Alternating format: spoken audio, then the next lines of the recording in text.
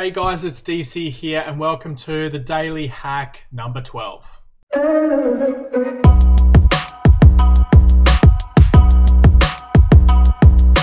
Jumping straight into the news, we have a large number of mobile apps may be vulnerable to hacking.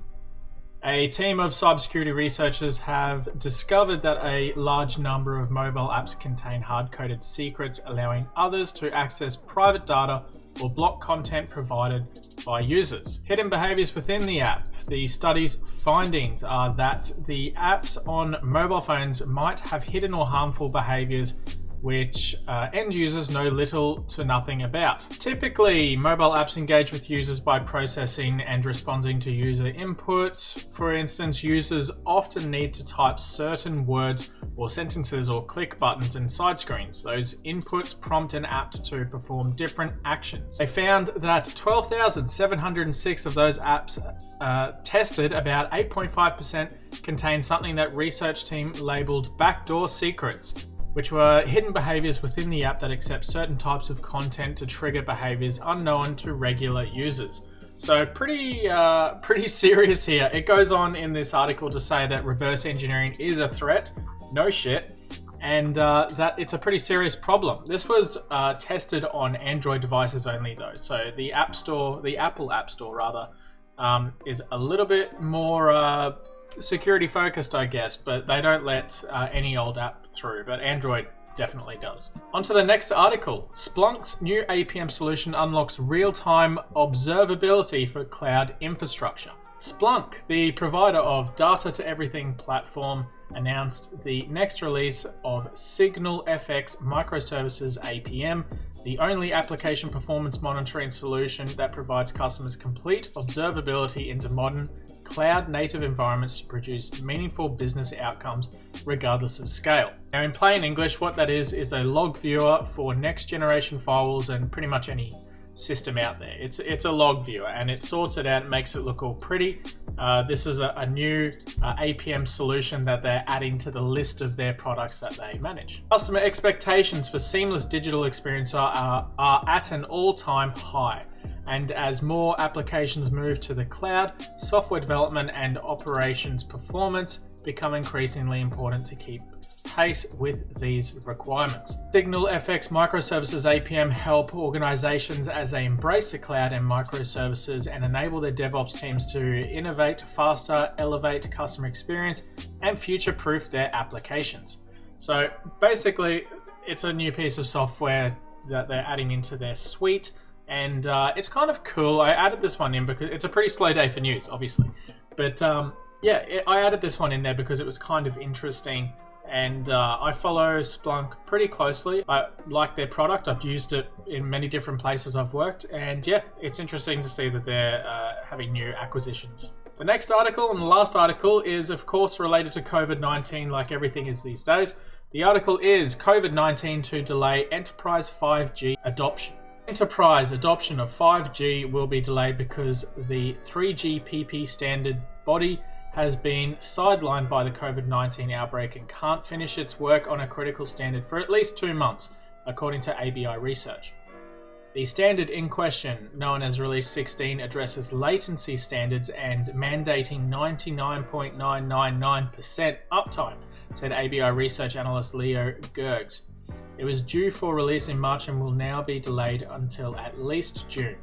Considering that an hour of machine downtime costs each manufacturer on average $300,000, this underlines the importance of high reliability on availability of the communication network. As a result, companies that need a modernized cellular network infrastructure will be forced to rely on various combinations of other technologies like 4G or LTE, Wi-Fi and Bluetooth for different use cases. That's a workable solution, said Gergs, but it's less desirable than 5G given the additional work needed to ensure interoperability among those different standards. On the other hand, 5G by itself could fulfill those needs. The thing is that they're not mentioning in this article is that 5G is hardly even out there anyway. So for these people to have a sort of like downtime of 5G, it means nothing. They're already using 4G or LTE anyway, so what's the point? Kind of cool article though, and yeah. Anyway, on to the TryHackMe leaderboards. I'm not going to do Hack the Box anymore because it's just not that interesting. And to be honest, their leaderboard hardly ever changes. So I'm just going to stick with TryHackMe for now because it's a constantly ever-growing thing, and they're now releasing rewards for people who are in the lead. So the all-time leaderboard is owned by SherlockSec, second place Desk Girl, third place Renox. This month's leaders currently are Sizamex73 with almost twice the amount of points as Stivan Radev in second place, third place John D, fourth place Unique Complaint, and fifth place Second Son. As you can see here at the top here, it says you are rewarded a badge and random security gift if you come first place at the end of the month. So it's actually pretty worthwhile, I would say, competing in these CTFs to potentially win a prize. Okay, over to the comments section of yesterday's video. We have a comment by Mr. Beast himself, and it says, "Epic, more content please. Also, I really want to be YouTube friends." It's actually a fake Mr. Beast account, but yeah, it was pretty funny. I did trace this site through, and I might show you actually, because it's kind of interesting how he's done this. So basically it's saying Mr. Beast, he's copied everything here. He's got all of Mr. Beast's videos, but actually he's just linking playlists and then called it uploads, but it's actually not. So if you have a look down the bottom of the screen, it'll say playlist blah blah blah whatever. So he's added the playlist to make this look exactly like Mr. Beast's actual page, but in actual fact this Mr. Beast page only has one video. So it's yeah, it's a fake account, but still kind of funny anyway.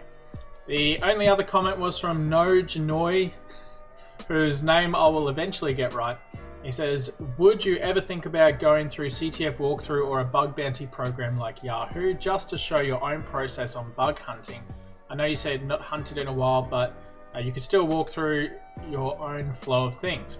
Yeah, I have thought about doing it. I do a couple of CTFs every now and then. I just did one live stream this morning. It was kind of interesting. And yeah, it's I don't mind doing CTFs, but would I go through a bug hunting walkthrough? Probably not, just because it's so time consuming and I'm not really that good at it, to be honest. I would love to go through and spend hours, but it would be like a 10-hour live stream of me just clicking around and humming and hawing, and I don't think it'd be that interesting. And yeah, maybe one day, I don't know, maybe I'll record one and cut it up into all the bits that are actually useful, but yeah, I'll probably need to get an external hard drive or 3 before I can do that, because it would just kill my computer storage by creating that sort of video. So yeah, maybe one day, but for now, probably not going to happen. Anyway, that's all the comments we have from yesterday's video. All the news for today. It's a very slow news day.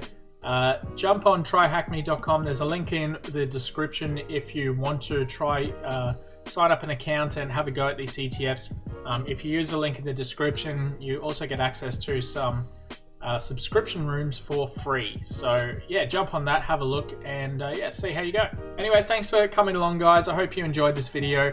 If you did, please do give me a thumbs up, subscribe for more, comment below any questions you want answered in tomorrow's video, and I'll see you there. Catch you later.